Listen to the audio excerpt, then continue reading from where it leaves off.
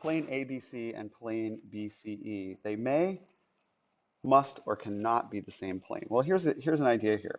Okay, let's first trace out just uh, let's trace out plane ABC. Okay, let's say that this is A, this is B, and this is C.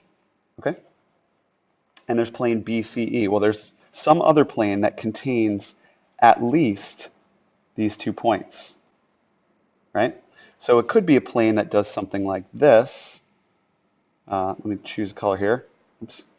A plane that does something like this that meets it at line BC, right? Okay, and then you've got some line that's like this,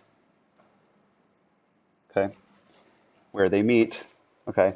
Um, but it could be, oh, and then so BC and E would be, let's say, that other point would be, let's say, down here or somewhere on the plane. It doesn't have to be in the corner. It's not really a corner because the plane goes on forever, right? But they could meet.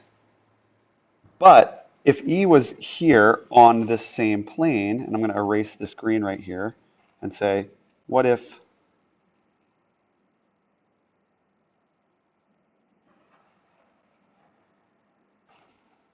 that was B, and then E was right here somewhere on the same plane? They may be the same plane. You don't know whether E is coplanar with A, B, and C or it's not, okay? So it may be. It doesn't have to be because we don't know. Oops, I don't want to circle that. We don't know that E is definitely coplanar with A, B, and C. It may be coplanar. It may be, okay? But to say that it cannot be makes us definitely sure for some reason that E is not on that plane, and they don't give us any of that information. We already know that they have 2 common points, okay? So we know that they're not parallel. If they have common points, they're not parallel. That's the only way we'd be able to say cannot be the same plane, is if we knew that they were parallel. But we have no way of proving that.